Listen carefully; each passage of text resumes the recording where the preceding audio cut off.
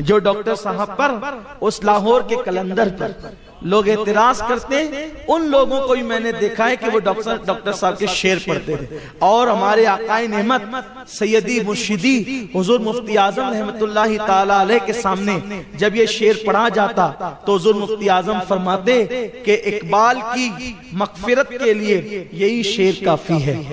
कौन सा शेर कि मोहम्मद से वफा तूने तो हम तेरे हैं, ये जहां चीज है क्या लौह कलम तेरे हैं।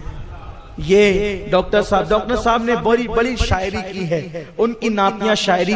बल्कि मैंने एक बहुत बड़े मुफक्किर से पूछा था कि डॉक्टर इकबाल के बारे में आप क्या कहते हैं, तो उन्होंने फरमाया वो रात का सूफी था और दिन का मुफक्किर था। वो डॉक्टर इकबाल जिसने हिंदुस्तान में आजादी की रूह फूंकी, वो डॉक्टर इकबाल के बारे में बहुत सी बातें कही जाती है, लेकिन मैं उन सब बातों पर तवज्जो नहीं करता। एक बात बताता हूँ इकबाल के बारे में, जो किताबों में लिखी हुई है, लिखने वाले ने कहां तक लिखा ये वो जाने, बयान करने वाले ने कहां तक बयान किया वो जाने, लेकिन गौर से सुने जो कहना चाहता हूँ। डॉक्टर इकबाल के बारे में एक रिवायत आई है, डॉक्टर इकबाल के खादिम थे, डॉक्टर इकबाल के खादिम थे, उनका नाम था अली बख्श। उनका क्या नाम था? अली बख्श। इसका मतलब खादिम कट्टर सुन्नी था, इसलिए कि उसका नाम था अली बख्श। अली बख्श दूसरों के यहाँ शिर्क है, वैसे शिर्क की मशीन गन चलाने वालों की उस दौर में नई नई पैदाइश, वो नौजायदा थे उस वक्त, तो इसलिए जल्दी से लोगों पर उनके असरात मुरत्तब नहीं हुए थे। तो अली बख्श हजरत डॉक्टर इकबाल के यहाँ खिदमत करते थे। अली बख्श का कहना है कि एक रात डॉक्टर साहब ने मुझे आवाज दी, अली बख्श इधर आ।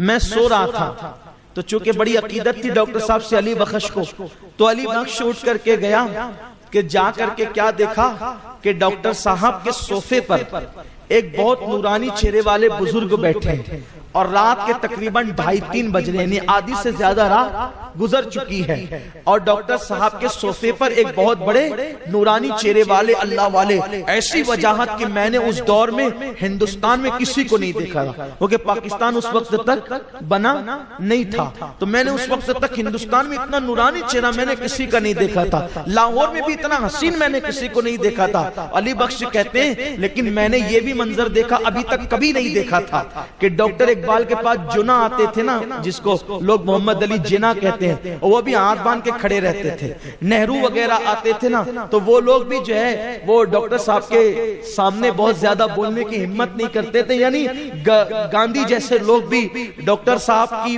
के साथ बहुत ताजीम से पेश आते थे। और डॉक्टर साहब का अपना एक मिजाज था, शाहाना मिजाज, और किसी को खातिर में नहीं लाते थे, हर एक को खातिर में नहीं लाते थे। अखलाक अपनी जगह है, लेकिन हर एक को घास डालना डॉक्टर साहब का काम नहीं था। लेकिन मैंने ये मंजर अपनी आंख से देखा। अली बख्श कहते हैं कि डॉक्टर साहब के सोफे पर बुजुर्ग बैठे और डॉक्टर साहब उनके पैर दबा रहे हैं। डॉक्टर साहब डॉक्टर साहब का पैर दबाना कोई मामूली चीज नहीं था किसी के। मैं देख करके हैरान रह गया कि ये क्या मंजर है। डॉक्टर साहब ने कहा अली बख्श एक काम करो, बाहर जाओ और बाहर जा करके जो है वो लस्सी लेकर के आओ, 3 गिलास लस्सी लाओ। मैंने सोचा ये रात के इतने 3 बज रहे हैं और लाहौर में अभी सब सुना हो गया होगा और ये इनको लस्सी की सूझ रही है। लेकिन अली बख्श था बड़ा वफादार, का ठीक है लेकर आता हूं। कहते हैं जैसे मैं घर के बाहर निकला, बरसों से मैं इकबाल के घर में रहता था, लेकिन जैसे ही घर के बाहर निकला तो मैंने देखा कि करीब में एक नई दुकान खुली है लस्सी की। ऐसा लगता था जैसे आज ही रात खुली है लस्सी की दुकान, और लस्सी की दुकान पर बहुत नूरानी चेहरे वाले बुजुर्ग, जैसा चेहरा वहां था ऐसे ही कमोबेश यहाँ भी था, और वो लस्सी बना रहे थे। मैं गया और पैसे निकाल के कहा कि 3 गिलास लस्सी। उन्होंने 3 गिलास लस्सी दी और कहा ये पैसे ले जाओ। इससे पहले कि मैं बताता मैं कौन हूं और मैं कहां से आया हूं, उन्होंने खुद कहा इकबाल के साथ हमारा हिसाब किताब चलता रहता है, तुम ये पैसे ले जाओ, हम हिसाब कर लेंगे, हम हिसाब कर लेंगे, ले जाओ। इकबाल के साथ हमारा हिसाब चलता रहता है। कहते हैं कि मैं लस्सी ले आया, ले आने के बाद ला करके जैसे रखा तो मुझसे डॉक्टर साहब ने कहा जाओ। लेकिन मैं देख रहा था और डॉक्टर साहब ने एक गिलास बुजुर्ग को पेश किया, उन्होंने पी ली लस्सी। उसके बाद दूसरा गिलास पेश किया तो भी पी ली, और तीसरा गिलास पेश किया तो कहा कि तुम पी लो। डॉक्टर साहब ने पी लिया। उसके बाद वो बुजुर्ग ने कहा अच्छा अब मैं चलता हूँ। और बुजुर्ग जब जाने लगे तो फिर मुझे अली बख्श कह करके डॉक्टर साहब ने आवाज दी, अली बख्श इधर आओ और बुजुर्ग को बाहर तक पहुंचा दो। तो मैं बुजुर्ग के पीछे पीछे हो लिया। जैसे बुजुर्ग ने बाहर कदम रखा, एक रोशनी चमकी, मेरी आंखें चौंधिया गई और वो बुजुर्ग गायब हो गए।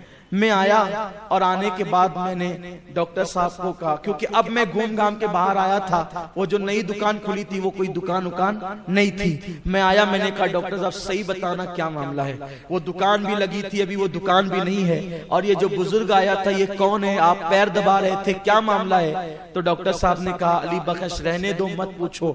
अली बख्श जिद पर आ गए, नहीं आपको बताना ही पड़ेगा, आपको बताना ही पड़ेगा। तो डॉक्टर साहब ने कहा इस शर्त पे बताऊंगा कि जब तक मैं जिंदा रहूं ये वाकया तुम किसी को नहीं बताओगे तो बताता हूं, का वादा करता हूं जब तक आप जिंदा रहेंगे किसी को नहीं बताऊंगा। तो डॉक्टर साहब ने बताया जिस बुजुर्ग के मैं पैर दबा रहा था वो सरकारे गरीब नवाज थे, वो हुजूर गरीब नवाज रदी अल्लाह ताला थे। और जो तुझे लस्सी की दुकान पे मिले थे, चूंकि गरीब नवाज आज लाहौर आए हुए थे तो उनकी मेहमानी के लिए दाता अली हुजूरी ने लस्सी की दुकान लगाई।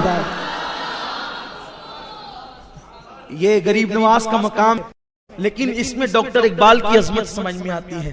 उस डॉक्टर इकबाल से किसी ने पूछा डॉक्टर साहब अल्लाह ने आपकी शायरी में इतनी तासीर कैसे अता फरमाई। तो डॉक्टर साहब कहते हैं कि जब शहद की मक्खियां दुरूद पड़ती है तो कसेला रस भी मीठा हो जाता है। तो मैंने शायरी शुरू करने से पहले 1 करोड़ मर्तबा अपने नबी पे दुरूद और सलाम पढ़ा है। उस दुरूद की बरकत है कि अल्लाह ने मेरी शायरी के अंदर ये रंग पैदा कर दिया है। अगर हम भी चाहते हैं कि हमारे अंदर भी कोई रंग पैदा हो तो हम भी दुरूद शरीफ की आदत डालें और दुरूद शरीफ कसरत से पढ़ने की कोशिश करें। अल्लाह ताला मुझे आप सबको दुरूद शरीफ कसरत से पढ़ने की तौफीक अता फरमाए।